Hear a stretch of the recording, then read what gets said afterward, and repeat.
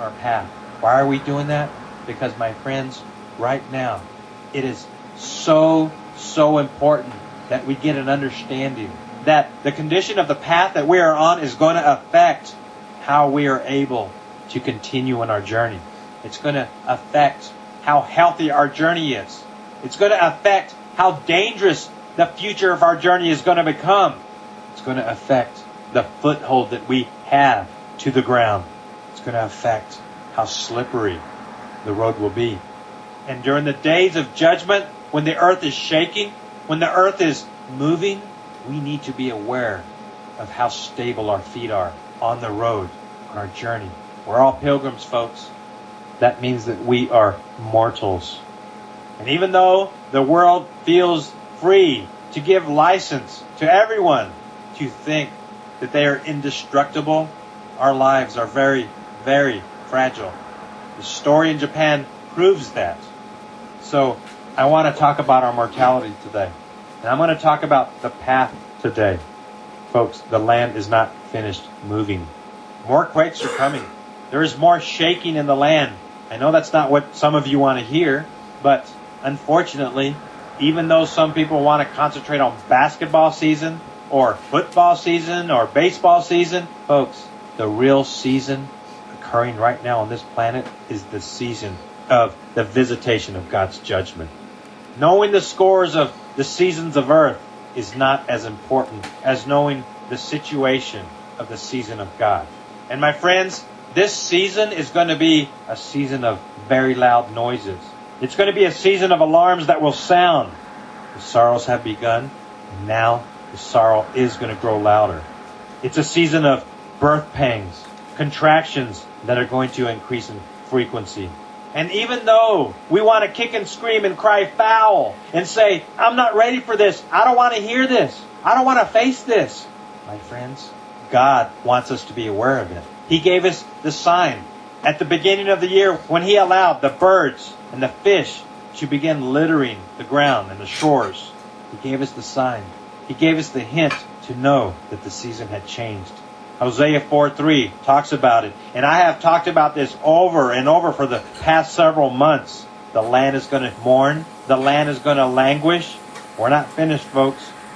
So your job is not to turn off this program and ignore reality. Your job is to become vigilant, to become aware of what's in store for all of us. And your job is to get prepared for what's coming, for the next phase that is going to appear on the stage of this planet. If you have children, you have no time to be wasting in denial right now. Mom, Dad, it is your job to be holding up your children in prayer right now as I speak. Because that radiation cloud that has been exploded in Japan could come to your town. And it doesn't matter how rich you are, or how famous you are, or how cool you are, or how beautiful or pretty or good looking. It doesn't matter, folks. That radiation cloud does not care who you are. If it's approaching your village or your town, there's only one thing you need to be doing, and that's getting a hold of God. Getting to a new level with God. Getting spiritually prepared. Getting spiritually restored and strengthened so that God will hear your prayer to protect your family and your children and your loved ones. That's what time it is right now, folks. Now again, last Friday, March 11th, 2011, God shook the earth. The earth ripped open off the shore of Japan. A 150-mile crack ripped open. It was 50 miles wide.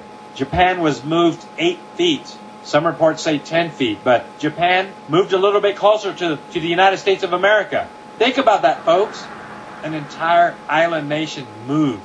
I wonder if they'll give a discount to people flying in an airplane, taking a flight from America to Japan, since it's 8 feet closer. What do you think, folks? You think they'll pass that on, that savings on to the consumer? Or is there not enough to be saved in that one? Right now, Japan is in a nuclear emergency. The world is watching. The world's getting concerned. The world is getting nervous. How is this thing going to play out? What's the worst case scenario? Now, on my Survive to Thrive program that comes out on Tuesdays, I shared a few ideas of how bad it can get. I didn't really go a lot into detail. We were just starting to learn about how serious the story was last Tuesday. So we talked about some of the potential, and now the fears of those potentials are being talked about on mainstream news. I notice when some of the talking heads discuss the worst case scenarios, they get uncomfortable. They seem to only be able to stomach just a few minutes talking to an expert, and then they want to change the subject. Are they doing that because they want to sanitize and not let us know how bad it really is, or can they not handle the truth?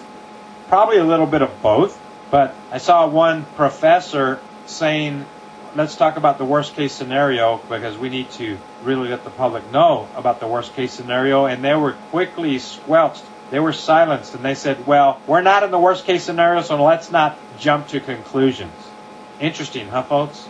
Interesting that the average Westerner can fire up their huge Suburban Yukon SUV, and the worst case scenario is shoved down our throats in that regard. Don't you know that you're warming the globe with your big tank right there? Turn it off. So a car is very dangerous, and we hear about that all the time. Carbon tax. The electricity generation plants that use coal are destroying the planet. There's a worst case scenario. The planet is going to warm to the point where all the caps melt. The North Pole and the South Pole are going to become liquid. The ocean's going to rise and flood us all. So we hear the worst case scenarios from benign things like cars and coal plants, or your can of hairspray, your aerosol is poisoning the earth. Don't you know what you're doing? Interesting, huh, folks? So they'll take a benign thing, make up stories that aren't true, and get paranoid and scare people. But when we have a real emergency, when we have real nuclear radiation being emitted into the atmosphere, floating across the globe, poisoning the residents of this earth, they don't want us to worry about it. So the person that wants to really know what's going on is going to have to do some digging, possibly get on the internet and look at a lot of the news sites. And I've been doing that, folks. I've been looking around a lot. I've actually had to go to Japanese TV and listen to the interpreter of how bad it really is. So, folks, we need to be considering how bad it can become. What if it does melt down? Will the news tell us? Will the government of your country tell you? How many remember a few months ago, the Deepwater Horizon exploded in the Gulf of Mexico? And then we had the Gulf eruption, the Gulf spill, the Gulf leak, whatever you want to call it. Hundreds of millions of gallons of crude oil poisoned the Gulf of Mexico. And then millions of gallons of Corexit poison was sprayed into the Gulf of Mexico, killing the Gulf of Mexico, turning it into a dead zone, evaporating into the sky. The vapors came upon the shores of Gulf states, Louisiana, Mississippi, Alabama, Florida. The stories have not abated.